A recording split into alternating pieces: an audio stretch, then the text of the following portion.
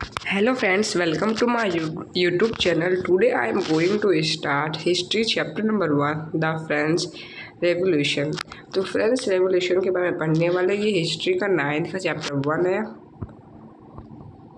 And ये किसके ऊपर, फ्रेंच के ऊपर है कि फ्रेंच में रेवोल्यूशन क्यों हुआ था। ऑन द मॉर्निंग ऑफ 14 जुलाई 1789 को जो पेरिस सिटी था वो कौन सी स्टेट में था, अलार्म में आता था। तो जो 14 जुलाई 1789 के मॉर्निंग में city Paris, state of alarm. तो किंग ने कमांड किया अपने ट्रूप्स को। What is the meaning of troops? Troops meaning is soldier, army. City में वो मूव करे। रूमर स्प्रेड, वहाँ पे रूमर मतलब एक वो अफवाह फैल चुकी थी कि वहाँ के राजा ने ऑर्डर किया है कि वो आर्मी जो है वो गन फायर कर दें किसके ऊपर, सिटीजन्स के ऊपर। कम से कम 7000 मैन एंड वुमन एक साथ गैदर हुए टाउन हॉल के सामने और उन्होंने एक पीपल मल्टीआर्म ग्रुप बनाया कि वो जैसे A group, B group, C group, D group. Okay, A group ने बोला कि हम आप जाके ये तोड़िए, बी वाले ने कहा कि हम राजा को जाके कुछ राजा का पैलेस तोड़ेंगे, इसने कहा कि मंदिर तोड़ेंगे। मतलब हर कुछ ना कुछ उन्होंने वो ब्रोक हो गए, मतलब टुकड़ों में बट गए। उनका जो ग्रुप है छोटे छोटे टुकड़ों में बट के उन्होंने गवर्नमेंट बिल्डिंग्स को मतलब क्या किया, मतलब वो नुकसान पहुँचाने लगे। फाइनली आखिरकार एक ग्रुप जो 100 पीपल थे वो मार्च करने लगे ईस्टर्न पार्ट सिटी में एंड उन्होंने फोर्ट्रेस, प्रिजन मतलब जेलों जो कैरी थे उनको छोड़ दिया और the Bastille where they hoped to find hoard ammunition in the arm fight that follow. The commander, जो कमांडर थे वेस्टिलिया के, वो भी मर गए। जो प्रिजनर्स थे मतलब जो कैदी जेली थे उनको निकाल दिया गया। फिर बाद में वेस्टिलिया था वो अभी तक सबसे हेटेड हो चुका था, मतलब उस पर इतना वो हो चुका था, मतलब इतना उन्होंने मतलब लोगों ने उसको वो क्या कहते हैं एक तरफ की बैटल छिड़ दी थी। क्यों छिड़ी थी? क्योंकि वहाँ पे किसका रूल था, मतलब वो कि वहाँ पे किसका पावर चल रहा था, किंग्स का। वो किंग्स की पावर हटाने के लिए उन्होंने ये लड़ाई शुरू की थी। द फोर्ट्रेस जो थे वो डिमोलिश्ड हो गए, मतलब उन्होंने क्या किया, वो जो महलों को तोड़ना शुरू किया और उसकी जो स्टोन थी वो बाज़ारों में बेचने लगे और जिसको ये चाहिए थे वो, और उसको मतलब एक यादगार के लिए भी उन्होंने उसको रखा। तो कुछ लोगों ने the days that follow saw more outing both in Paris and the country side, मतलब वहाँ पे जो डेट फॉलो हुए तो बहुत राउटिंग चली थी पेरिस में भी और कंट्री साइड में भी। बहुत सारे पीपल ने प्रोटेस्ट किया क्योंकि वहाँ के प्राइस बढ़ चुके थे। बाद में हिस्टोरियन पीछे जाते फिर इन सब के इवेंट्स के बारे में बताते हैं और how and why this happened, ये क्यों हुआ था। ये देखिए जो वेस्टिलिया है, स्टॉर्मिंग ऑफ द वेस्टाइल, इसको वेस्टाइल जो था वो पूरा मतलब डिमोलिश कर दिया गया। French society during the late 18th century, मतलब 18th सेंचुरी में फ्रेंच सोसाइटी कैसी थी। इन 1774 में लुइस 16 जो थे वो बॉर्बन फैमिली के से किंग असाइंड हो गए, किसके, फ्रांस के। उनको राजा की गद्दी मिल गई, किसको, लुइस 16 को। ही वॉज 20 ईयर, वो 20 ईयर के थे। उन्होंने मैरिड टू, उन्होंने शादी किससे की थी, ऑस्ट्रियन प्रिंसेस मैरी से उन्होंने शादी की थी। कितने ईयर के थे, 20 ईयर के थे। शादी किससे की थी, मैरी से की थी। एंड वो कब राजा बने थे, 1774 में। Upon his essence the new king found, जब वो राजा बने तो नए नए राजा जितने बनते थे उन्होंने देखा कि जो खजाना है ये देश का वो खाली है। क्यों? Long year of war had, क्योंकि वहाँ पे बहुत वॉर चली थी लॉन्ग ईयर से, इससे जो उनकी फाइनल रिसोर्स थी वो खाली सब सूख चुकी थी, ड्रेन मतलब सूख चुकी थी, ख़त्म हो चुकी थी। Added to this war the cost of maintaining, और ये वॉर के साथ कि जो उनका जो पैलेस था वर्साइल्स बहुत बड़ा था, इसकी वजह से उसमें भी बहुत सारे पैसे लगते थे। अंडर लुइस 16 फ्रांस ने 13 अमेरिकन कॉलोनीज़ को एक इंडिपेंडेंस दिलाया था, किससे, कॉमन एनिमी ब्रिटेन से। मतलब जो वो थे लुइस 16 थे उन्होंने किससे आज़ादी दिलवाई थी, कॉमन एनिमी ब्रिटेन से अमेरिका को। तब वॉर में कम से कम 1 बिलियन का कर्ज ले लिया था, बाद में वो कर्ज बढ़ के 2 बिलियन हो गया।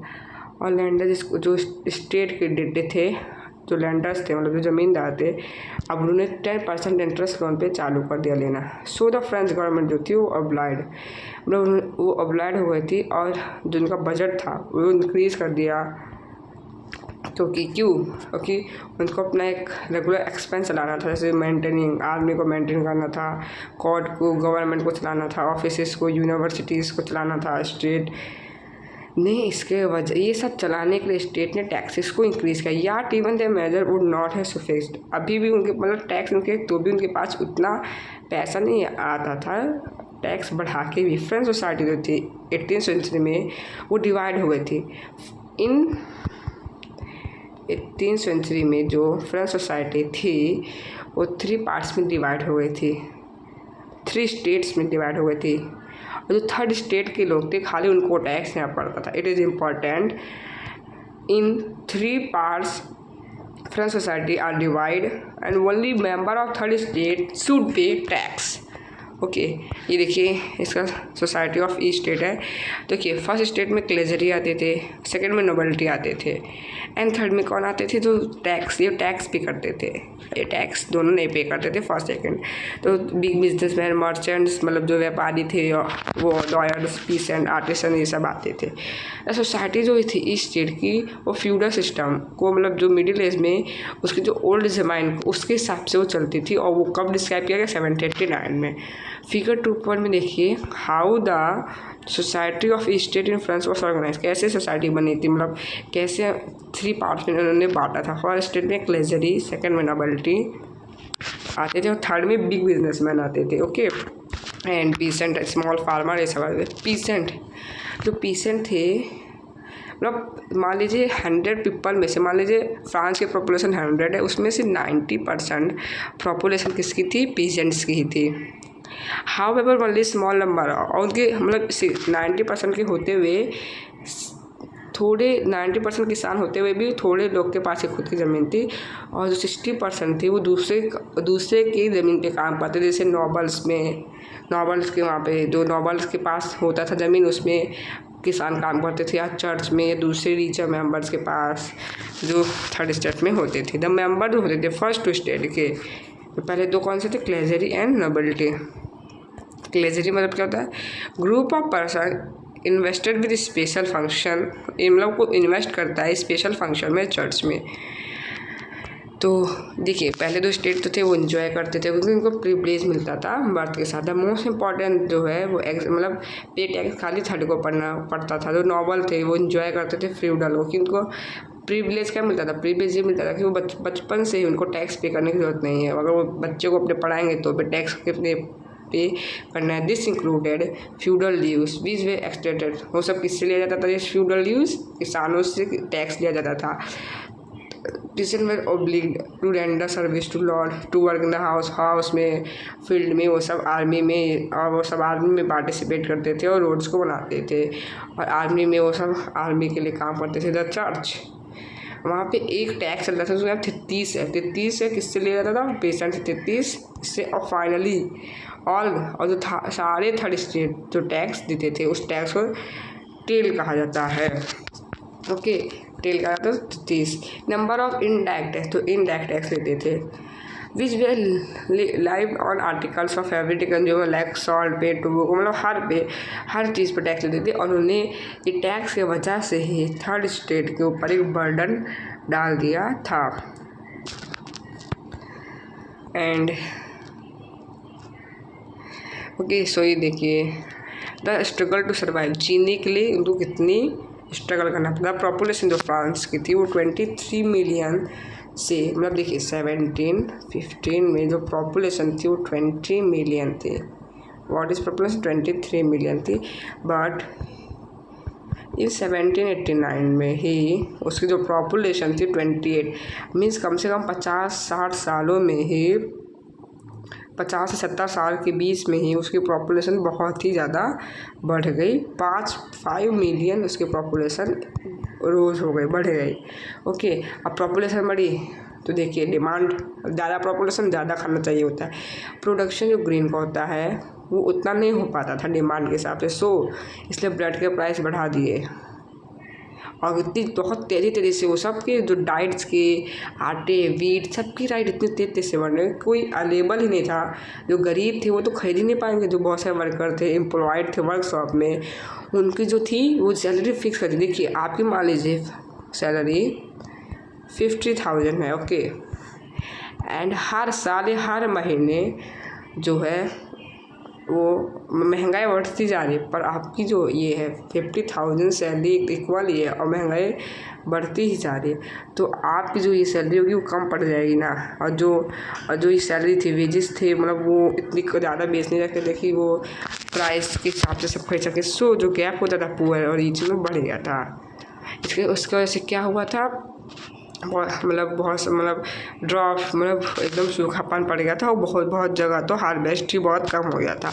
एक सब्सिट्यूट क्रिसिस बढ़ने लगा, जो लाइवलीहुड, जो जीने वाला, जब इंसान के लिए बहुत इंडेंजर हो गया, लगा कि आदमी ही गायब हो जाएंगे वहाँ पे। इंडेंजर खतरा आना।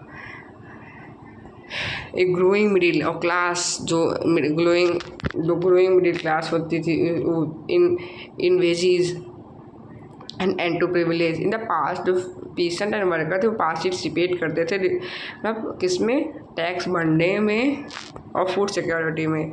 वो सब एक पार्टिसिपेट रिवोल्ट उसके खिलाफ। When they lack the means programme to carry out of full measure they bring out change, वो इकोनॉमिक्स और सोशल में चेंज आता था। This was left to those group the third state who has prosper and had to access, क्योंकि उनके पास education थी और new ideas थे। जो थर्ड स्टेट थे वो पढ़े लिखे थे। The 18th century emerge a social group, उसने मिडिल क्लास को कहा, मिडिल क्लास कैसे वो वेल्थ, कैसे पैसा कमाते हैं, कैसे बताऊँ, वो एक्सपेंड ओवरसीज़ में ट्रेड करते हैं, सामान बनाते हैं, गुड्स बनाते हैं, वूलन सिल्क और ये सब, उसको एक्सपोर्ट करते हैं, दूसरे देश में बेचते हैं, अपने देश में बेचते हैं। इसकी वजह से वो सब पैसा कमाते हैं। इन एडिशन टू मर्चेंट, जो मर्चेंट एंड मैन्युफैक्चर होते हैं।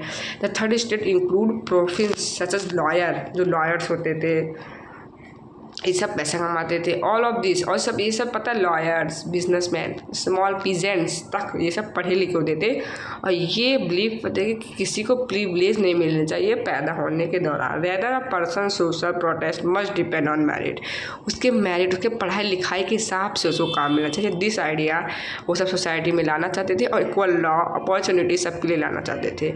और दो फिलोसोफर्स थे, जॉन लॉकी एंड जैक्यू रोसी, इन्होंने एक लिखा था टू ट्रीट्स ऑफ गवर्नमेंट, एक बुक लिखी थी। लॉकी सॉट टू रिफाउंड डॉक्ट्राइन, उसने डॉक्ट्राइन ऑफ डिवाइन के बारे में लिखा था, and absolutely right of the monarch. और रोसियो ने आईडी कैरी करके processing government based on social contract, उसके पीपल और रिप्रेजेंटेटिव के बारे में, जो सोशल कॉन्ट्रैक्ट के बारे में उन्होंने लिखा था। और in the spirit of law, एक बुक और लिखी थी, the spirit of law. Mountains क्यों ने जो प्रोसेस, उन्होंने ये कहा था कि गवर्नमेंट के पावर को बांट देना चाहिए, लेजिस्लेटिव में, एग्जीक्यूटिव में, जुडिशरी में। द मॉडल ऑफ गवर्नमेंट, जैसे यही तरीके का जो मॉडल था यूएसए में रखा गया था कि गवर्नमेंट्स को बांट दिया गया और कोई किसी के काम में दखल नहीं देगा। जब उसकी 13 कॉलोनीज इंडिपेंडेंस हुई थी ब्रिटेन से। अमेरिका कॉन्स्टिट्यूशन ने गारंटी किया कि सबको वो फ्रीडम देगी और इक्वल अपॉर्चुनिटी देगी। और यही एग्जाम्पल था फ्रांस के लिए, ये एक बहुत अच्छा एग्जाम्पल था। द आइडिया ऑफ जो फिलोसोफर ने डिस्कस किया इसको सैलून में बैठ के, कॉफ़ी हाउस में और अलग अलग जगह बैठ कर, बुक्स के द्वारा, न्यूज़पेपर के द्वारा, दे वे फ्रिक्वेंटली, जो ये फिलोसोफर ने लिखा था ना, वो सबको कैसे पता चला, पता है, सैलून में बैठ के, कॉफ़ीज़ में, ये सब में बैठ कर, दे वे फ्रिक्वेंटली रीड अलाउड, वो ग्रुप में एक साथ पढ़ते थे, बेनिफिट उसके जानते थे। वो could not read and right, जो पढ़ नहीं सकता था और लिखने, ऐसे आप बहुत पढ़े लिखे हो और आपके बाजू वाला पढ़ा लिखा नहीं है, तो आप उसको पढ़ के या समझा के बताते हो। The news that Louis Stein plan, उसने एक न्यूज़ की कि वो क्या टैक्स बढ़ाना चाहती थी, तो उसने क्या किया, एक मीटिंग बुलाई थी अलेव टू मीट, क्योंकि वो स्ट्रेट जो थे वो अंगर हो गए थे बहुत, गुस्से हो गए थे, प्रोटेस्ट करने वाले थे किसके खिलाफ, प्रिविलेजेस के खिलाफ वो सब प्रोटेस्ट आउटब्रेक, जो रेवोल्यूशन आउटब्रेक मतलब लड़ाई सामने आ गई, मतलब लड़ाई करने लगे वो सब उनके राजा के खिलाफ, मोनार्क के खिलाफ। लुई 16 जो थे वो इन्होंने इंक्रीज टैक्स किया, क्योंकि वो प्रीवियस सेक्शन में हमने जाना और क्यों गया, जो फ्रांस था उसकी जो ओल्ड रिजमाइन थी, मोनार्की जो होते थे, जो राजा होते थे, वो मतलब टैक्स नहीं बढ़ा सकते, खुद से टैक्स नहीं बढ़ा सकते, खुद अपने डिसीजन से, rather he had to call meeting. तो उन्होंने ई स्टेट जनरल की मीटिंग बुलाई जहाँ वो नया टैक्स को पास कर सके। ई स्टेट जनरल क्या होते हैं, पॉलिटिकल बॉडी होते हैं विच द 3 स्टेट, जो 3 स्टेट उनके रिप्रेजेंटेटिव सेंड करते हैं। How ever the monarch alone could decide, मतलब मोनार्क खुद अलोन डिसाइड कर सकते हैं। और मोनार्क ने अगली बार ये मीटिंग कब बुलाई थी, 1614 में, और ये कौन सा ईयर था, 1789 था। ये देखिए 1789 है ना, 1789 से 1614 मीन्स मतलब कम से कम 180 साल तक ये मीटिंग नहीं बुलाई गई थी, उसके बाद बुलाई गई। और 5 मई 1789 लुई 16 ने एक असेंबली बुलाई स्टेट्स की कि वो नया टैक्स जारी कर सके। ओके, और उन्होंने एक अपने महल में एक बहुत अच्छा सा होस्ट किया था, ये अपने महल में सबको बुलाया था हॉल में। द फर्स्ट और सेकेंड स्टेट से 300 लोग आए थे। फर्स्ट स्टेट के कितने लोग थे, 300, एंड सेकेंड स्टेट के कितने थे, 300 लोग थे। तो ओके, जो एक दूसरे के seated in a raw facing each other on 2 side से, एक रॉ ये है, एक रॉ ये है, ये बीच में यहाँ पे से राजा बैठता है, मतलब उस तरफ ये स्टेज है, इधर बैठता है, इधर बैठा है, लोग बैठे, फर्स्ट स्टेट बैठा है, सेकंड स्टेट एक तरफ, एक दूसरे की तरफ मुंह करके बैठे थे। बाद में थर्ड स्टेट की तरफ से कितने लोग आए थे, 600 लोग आए थे। It is important, third state से कितने लोग आए थे, 600। फर्स्ट और सेकंड से कितने आए थे, फर्स्ट और सेकंड से आए थे टोटल 600 आए थे, लेकिन फर्स्ट से 300, सेकंड से 300 आए थे। ओके, जो थर्ड स्टेट था वो मतलब उसके लिए बैठने की जगह नहीं थी, वो पीछे खड़े थे। द थर्ड स्टेट जो थे वो एजुकेटेड होके वो सब खड़े थे। पीसेंट, आर्टिस्ट, वुमन, इन सबको मना था। पीसेंट मतलब जो किसान है, आर्टिस्ट मतलब वो आर्टिस्ट है, कलाकार है, और वुमन असेंबली में नहीं आ सकती। हाउ एवर इन्होंने 40,000 पीसेंट, आर्टिस्ट और वुमन ने 40,000 लेटर लिखे थे रिप्रेजेंटेटिव को। Voting in state general is the past had been continue according to principle that each state, मतलब उसने कहा कि हर स्टेट के एक वोट होंगे। ई स्टेट जनरल ने क्या कहा, देखिए ई स्टेट जनरल ने कहा कि एक स्टेट के एक वोट होंगे। तो मान लीजिए, देखिए पहले स्टेट दूसरे स्टेट को टैक्स भरने की 2-3 पड़ती थी, तो वो सब देंगे कि टैक्स बढ़ा दो, उनको क्या है, तो 2 वोट हो जाते। और जो थर्ड स्टेट है वो कहता कि टैक्स नहीं बढ़ाना है, तो भी एक ही वोट होता उसका ना। इसकी वजह से लुई 16 ने कहा कि इसी प्रैक्टिस को हम कंटिन्यू करेंगे, और ये हमेशा प्रैक्टिस होती है। बट जो मेंबर थे थर्ड स्टेट के, उन्होंने कहा कि हर एक मेंबर का, एक आदमी का एक वोट होना चाहिए, लेकिन ये किंग ने रिजेक्ट कर दिया था। और ये बात कहाँ लिखी गई थी कि हर मेंबर का एक वोट होना चाहिए, फिलिसॉफर्स के बुक में, द सोशल कॉन्ट्रैक्ट में किंग ने रिजेक्ट कर दिया। और ये जो थे गुस्से से, थर्ड स्टेट जो थे गुस्से से बाहर निकल गए प्रोटेस्ट करते हुए। द रिप्रेजेंटेटिव जो थे थर्ड स्टेट के, उन्होंने स्पोकन मैन को बुलाया, मतलब उस स्पोकन मैन मतलब फ्रांस नेशन में 20 जून को उसने खुद की असेंबली की, थर्ड स्टेट वालों ने एक इंडोर टेनिस ग्राउंड में जो लेज में था, दे डिक्लेयर, उन्होंने खुद को नेशनल असेंबली डिक्लेयर किया। ओके, और वहाँ के जो वो थे वो किससे लीड किया जाता था, मीरा व्यू से, अनअबेसेस से। मीरा व्यू भी थे, वो कहाँ पे, नॉबल फैमिली पे हुए थे, पर कन्वेस्ट वो फ्यूडल प्रिविलेज की वजह से परेशानी हुई थी। ही ब्रॉड, उन्होंने एक जर्नलिस्ट लाया और लेबर के पावरफुल मतलब एक स्पीच की थी ग्राउंड में, वो वेसल्स में। एंड देन ये देखिए टेनिस कोर्ट में, और मतलब वो शपथ ग्रहण हो रहा है। एंड एबी जो थे उन्होंने वर्जनी एक प्रशिष्ट थे वोट, उन्होंने कंप्लीट लिखा था व्हाट इज़ थर्ड स्टेट क्या। वाइल द नेशनल असेंबली जब बिजी थी, ओके, इस सर्वर विंटर पे सर्वर चल रही थी, जब वो बिजी थी तो वहाँ पे बहुत बैड हार्वेस्टिंग थी, जो ब्रेड के प्राइस से बढ़ गए थे, जो ऑफ टाइम ब्रेकर जो थे वो सिचुएशन से। और वहाँ पे मतलब हॉट सप्लाई वहाँ पे बहुत कम होती थी सप्लाई खाने की, क्योंकि वहाँ पे ठंडी की वजह से बहुत जो वो जो का खाना थे वो बहुत कम हो गया था। आफ्टर स्पेंडिंग आवर उन्होंने जब बेकरीज में क्राउड में खड़े होके मतलब वो ह्यूमन्स जो थी ना वो दुकानों के पास खड़े होके वेट कर थी, लेकिन जब खाना ख़त्म हो गया था तो उन्होंने क्या कर दिया, वो लोग थक गए थे वेट करते तो उन्होंने शॉप पर अटैक कर दिया। At the same time king ने कहा कि उन्होंने सिटीज़ मतलब पेरिस में कहा कि जाके जाओ पेरिस में। 14 को उन्होंने क्राउड स्टॉर्म किया और बेस्टिल को डिस्ट्रॉय कर दिया। इन कंट्री साइड रूमर्स फैल चुकी थी ब्लेज टू ब्लेज। जो मॉनर थे, मॉनर क्या होते थे, एंड स्टेन लॉर्ड लैंड्स होते थे, लॉर्ड लैंड जमींदार होते थे, उन्होंने डिस्ट्रॉय किया क्रॉप्स को। Catch in frenzy of fear peasant in several district seized hoes and pitchfork are attacked chateaux में किया। एंड देन दे लूटेड, उन्होंने लूट किया, एक दूसरे के ग्रीन को लूट किया, डॉक्यूमेंट्स को लूट किया। लार्ज नंबर ऑफ नॉवल जो थे वो अपने घर चले गए या मैरी मतलब नेबर्स कंट्री में चले गए, मतलब फिर भुखमरी हो गई थी, इसके बाद लड़ाई हुई थी बहुत। और face with the power of जो रिवोल्टिंग सब्जेक्ट था। लुई 16 फाइनली नेशनल असेंबली को एक्सेप्ट कर लेता है और 4 अगस्त 1789 को असेंबली को पास कर देता है और उनकी बातों को मान लेता है। Member of the clergy too were force to give up their और प्लीव देश को बंद कर देता है। थीस जो होते थे चर्च को टैक्स को भी बंद कर दिया गया। ओके, और गवर्नमेंट थी उसके पास अभी भी 2 बिलियन क्या थे, उसका जो था वो पैसा आ चुका था। ओके, सो फ्रेंड्स पार्ट 1 में बस इतना है। आप अगले वीडियो में मिलेंगे। आपको वीडियो कैसी लगी ज़रूर बताइए, अपने फ्रेंड के साथ शेयर कीजिए। अब हम अगले वीडियो में फ्रांस बिकम एक कॉन्स्टिट्यूशनल मोनार्की कैसे बन गया, उसके देश में कैसे वो कॉन्स्टिट्यूशनल आ गया। तो फ्रेंड्स आपको वीडियो कैसी लगी ज़रूर बताइए। वीडियो को लाइक सब्सक्राइब कमेंट जरूर कीजिए, सपोर्ट कीजिए मुझे, ताकि मैं ऐसे और वीडियोस बना के लेके आऊँ। एंड NCERT का 9th का पूरा मैं सिलेबस 1 से 6 मंथ के अंदर पूरा कर दूँ अगर आप मुझे सपोर्ट करेंगे तो। एंड फ्रेंड्स आप एक चैनल और है स्टडी विथ हैप्पीनेस, मेरे चैनल का नाम है, तो आपको पता है। एक और चैनल है YC रैपिड साइंस, उसको जाके लाइक सब्सक्राइब कमेंट कीजिए। ओके, वो भी बहुत अच्छा चैनल है। वीडियो को सपोर्ट कीजिए मेरे। Thank you, bye friends, like subscribe please.